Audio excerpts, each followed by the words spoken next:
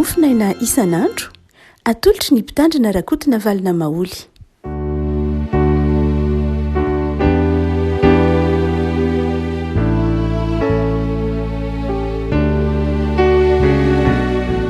Fanaraba tsika rehefa tratra ity Alatsinainy fa 1 ny volana Novambra ity ny Mofonaina voalahatra ho tsika dia ny bokin'ny Deutéronomie toko fa 4 ny andininy fa 5 ka hatramin'ny andininy fa 9. Deutéronomie toko fa 4 andininy fa 5 ka hatramin'ny fa 9 vakina amin'ny anaran'i Jesosy.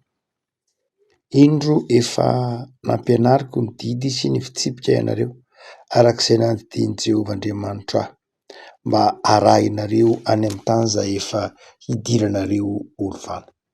Kotandremo ary ataovy izany fa izany no ho fahendrenareo sy ho fanananareo saina eny imason'ny firenena samihafa, fa handre izany lalàna rehetra izany izy ka hanao hoe olona endry sy manan-tsaina tokoa firenena lehibe io. Fa iza ny firenena na dia lehibe aza no mba nanana Andriamanitra akaiky azy tahaka an'i Jehovah Andriamanitra amin'izay rehetra iantsontsika azy. Ary iza ny firenena na dia lehibe aza mba manana didy sy fitsipika marina tahak'izao lalàna rehetra izao izay ataoko eo anatrehanareo. Ray masonao, manamasinana amin'ny fahamarinana ny teninao no fahamarinana. Amen. Ny soratra masin'ny testamenta taloha rehefa ko malala dia maneho fa Andriamanitra dia be voninahitra. Andriamanitra dia voninahitra. Ary ny mpanompon'Andriamanitra dia rakofan'Andriamanitra izany voninahitra izany. Izany hoe voninahitr'Andriamanitra io tsy zakantsika fa Andriamanitra no mitondra ny voninahitr'Andriamanitra. Saingy ny fifandraisantsika, ny finoantsika, ny fiankinantsika amin'Andriamanitra dia manjary mahatonga ny voninahitr'Andriamanitra hita eo amin'ny fiainan'ny mpanompony, hita eo amin'ny fiainantsika. Amin'ity Mofonaina voalahatra ity dia anankiroa no anehoan'Andriamanitra ny voninahiny eo amin'ny fiainan'ny firenena izay nofidiny. Anehoan'Andriamanitra ny voninahiny ny firenena izay nofidiny. Dia ny voalohany dia izao izy, io Andriamanitra io dia Andriamanitra akaiky ny olona nofidiny, akaiky ny firenena nofidiny, akaiky ny fiangonana izay nofidiny. Mahagaga izany ny firenena manodidina izany toetra n'Andriamanitra izany. Satria tamin'ireo Andriamanitra, ireo firenena lehibe nanodidina ny Israely tamin'ny andron'ny bokin'ny Deutéronomie, tany am-piandohana moa ny firenena Egyptianina fa nifandimby tao ny firenena Assyrianina, izay ny Babilonianina, izay firenena natranjaka avokoa. Fa ny fifandraisan'ireny firenena ireny amin'ny Andriamanitra izay tompony dia samy hafa amin'ny fifandraisan'Andriamanitra tamin'ny zanak'Israely na tamin'ny fiangonana.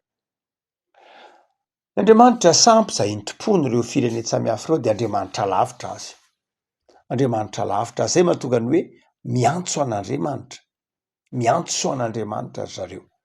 Fa itsika raha miteny hoe miantso an'Andriamanitra, tsy hoe lavitra be Andriamanitra ka hatsoina ka tsy haheno sanatria. Fa raha miteny hoe miantso an'Andriamanitra isika dia manambara ny fanatrehan'Andriamanitra efa eo izany. Raha miteny isika hoe miantso an'Andriamanitra, tsy Andriamanitra foazana tahaka ny Andriamanitra ny Astartana, ny Baly hitantsika ny amantaran'ny Eli, fa ny Andriamanitra raha antsointsika dia milaza fa Andriamanitra efa eo. Dikany hoe miantso an'Andriamanitra amintsika dia maneho, mampiseho amin'ny fomba hita maso ny fankalatsana sy ny fisaoran'Andriamanitra. Saingy amin'ireo firenena lehibe izay tenen'i Mosesy amin'ny Deutéronomie, ireo firenena rehetra eo ange dia izao hoe lavitra azy Andriamanitra. Mbola misy manelanelana be dia be amin'ny olona sy Andriamanitra. Fa amin'ny Andriamanitra ny kristianina kosa, amin'ny Andriamanitra ny soratra masina testamenta taloha sy ny testamenta vaovao dia Andriamanitra akaiky antsika. Aiza ny misy Andriamanitra hiteny manao hoe na aiza haingo nanoroana telo amin'ny anarako dia eo afovoany aho.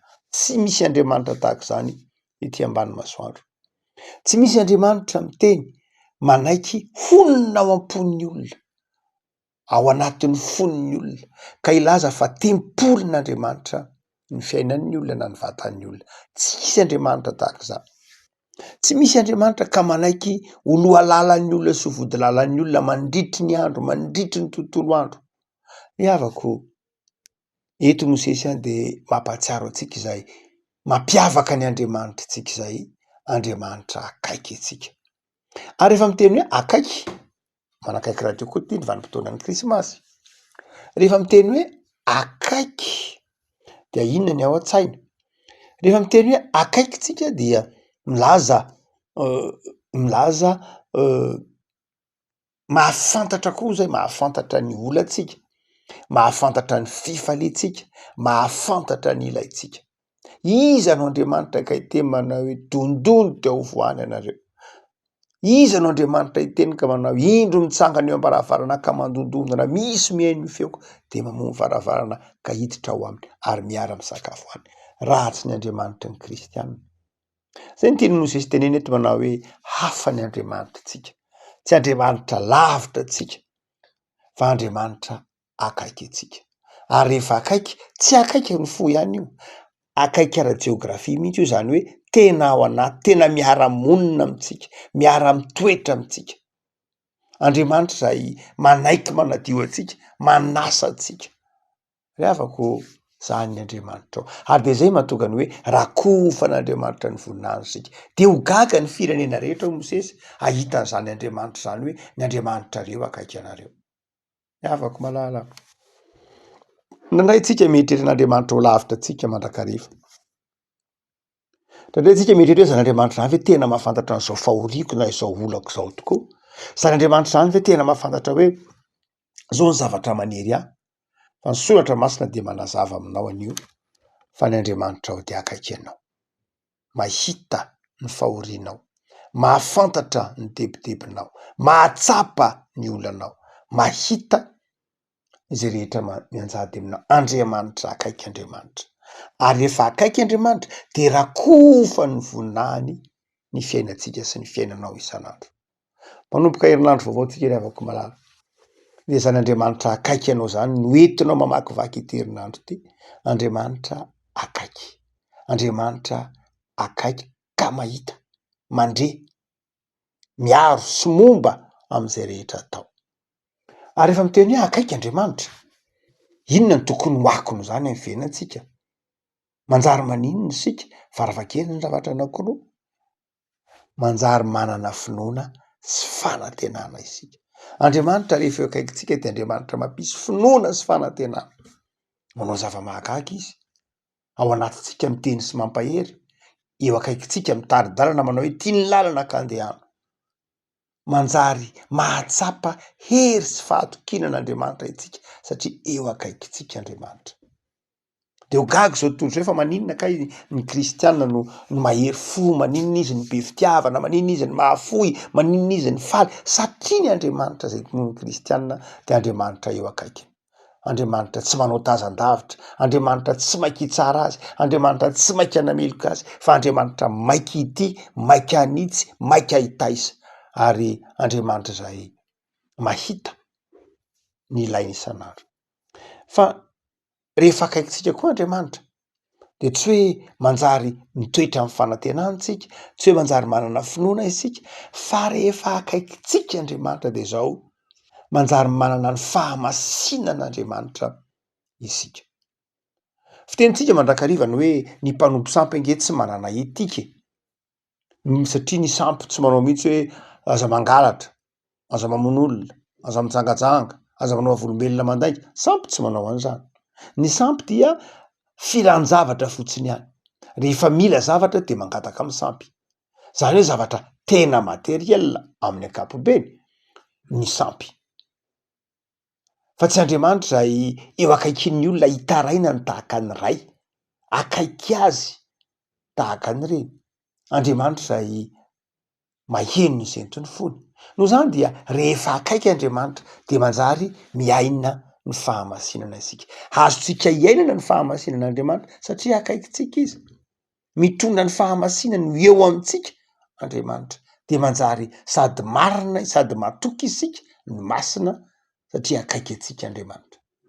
Fa ny faharoa zay asehon'ny Mosesy hampiavaka ity Andriamanitra izay ambarany bokin'ny Deutéronomie ity, izy manao hoe ary ny firenena 15 iza ny firenena naladehibe aza no manana didy sy fitsipika marina tahaka izao lalàna rehetra izao. Fitsipika marina.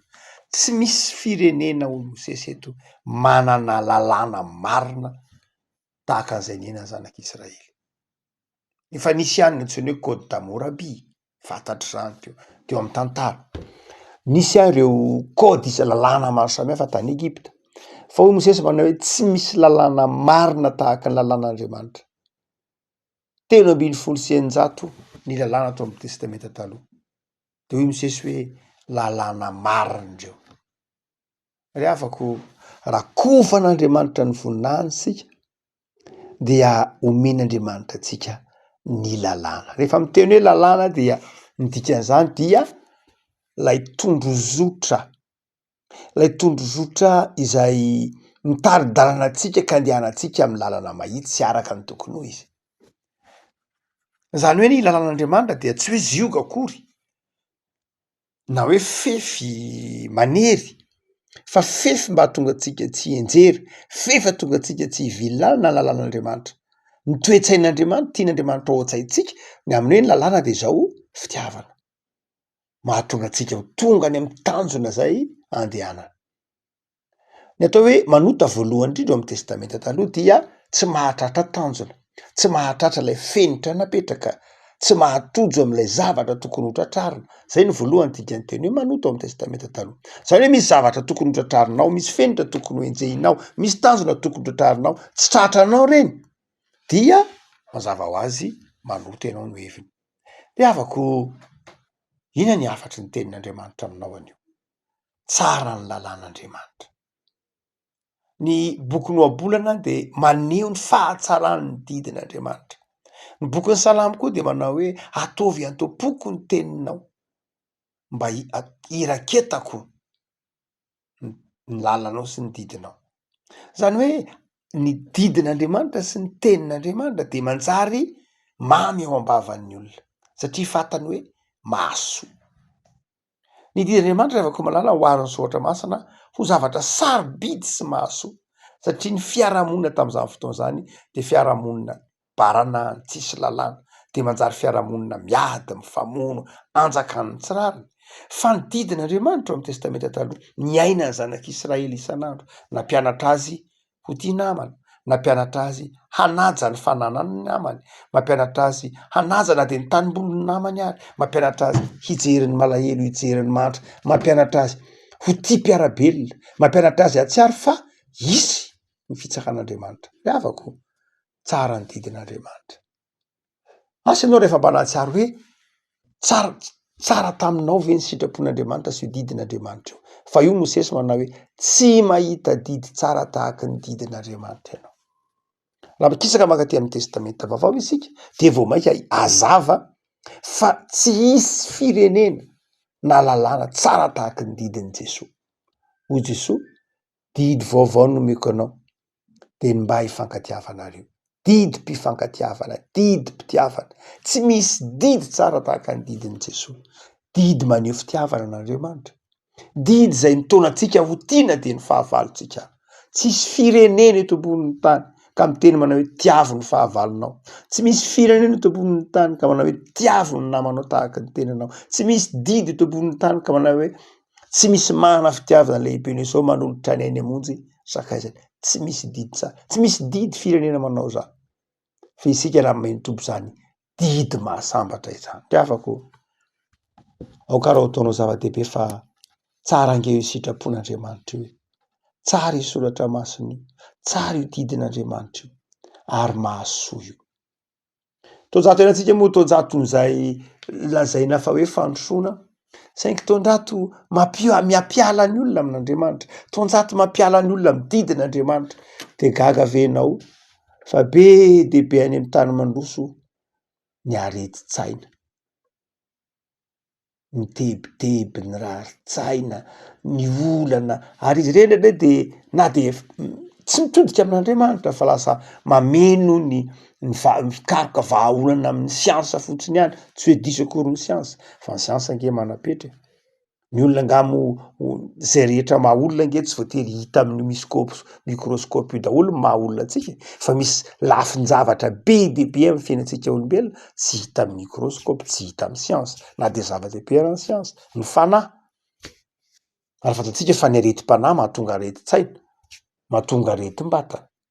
Hany ka tsy sambatra zao tontolo zao, tsy sambatra na de manana ny zavatra rehetra ara, tsy sambatra tsy hoe satria tsy tian'Andriamanitra ho sambatra, tsy sambatra satria tsy mila an'Andriamanitra, mandroaka an'Andriamanitra eo amin'ny fiainany. De afaka malala tsara ny didin'Andriamanitra. Ary hoy Petera manao hoe rehefa mba hanary ny tenin'Andriamanitra ianao de mifalia. Fa zava-dehibe ny fananarana ny tenin'Andriamanitra, fa ny zanaka tiana no anarina. Reafako malala manomboka ny herinandro ianao, tiavo hoe ny tenin'Andriamanitra, tiavo io baiboly io, tiavo Andriamanitra fa akaiky anao izy ary manome anao lalana, manome anao toro lalana. Ny lalana tian'Andriamanitra andehananao dia lalana tsara, ny lalana tian'Andriamanitra andehananao dia lalana mahafinaritra, ny lalana tian'Andriamanitra andehananao dia lalana mahasoa. Na mety mafy ary indraindray, mety tsy takatry ny saina indraindray, fa ny lalan'Andriamanitra, ny planin'Andriamanitra, ny lalan'Andriamanitra tsy natao hanimbana olona, tsy atao hanimbana firenena, tsy atao hanimbana izao tontolo zao, fa lalana makany amin'ny fiainana. Zay mahatonga Jesosy teny manao hoe izy no lalana sy fahamarinana ary fiainana. Tiavo ary ny didin'Andriamanitra, fa ny Andriamanitra ao dia Andriamanitra tia anao, naniraka ny zanany tian'ity zao tontolo zao ty, akaiky anao ary nampianatra anao ny lalam-pitiavana, ny didim-pitiavana. Tiavo ny didim-pitiavana, tiavo Jesosy. De ho hitanao fa faly ianao manana azy, sambatra ianao manana azy, sambatra ianao tia ny sitrapon'Andriamanitra.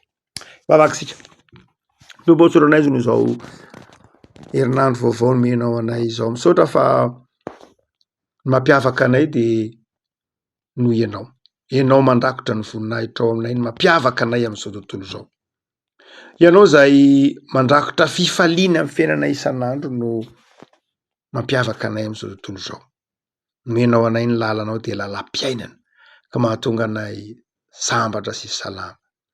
Menao anay koa ny fahatokina fa ianao de mihaino vavaka anay, eo akaikinay, tsy lavitra anay, ary manome toky anay fa ity herinandro ity de hitantana anay indray ianao, hitaridalana anay indray ianao, anao zay hafaly anay sy hahasambatra anay indray ianao. Jesosy malalo nreto zay mankasitrake ny amin'izao herinandro vaovao menao anay zao. Azonay antoka Tompo fa eo akaikinay ianao, tsy hanary anay ianao, hampahavokatra ny asa anay ianao. De mivavaka izay ho an'ny isa-tokantrano ho an'ny sabatan'olona Jesosy. Hamarino zany teny zany. Aoka ianao Andriamanitra ho akaiky ny isam-baravarana, ho akaiky ny isa-tokantrano, hitahy ny isam-batan'olona, hampandresy azy, hiaro azy, omba azy. Jesosy manjaka tompona ianao. Atao faly zay mamakivaky zao herinandro vaovao zao, de mitoery aminay mandrakariva. Noho ianao Jesosy. Amen.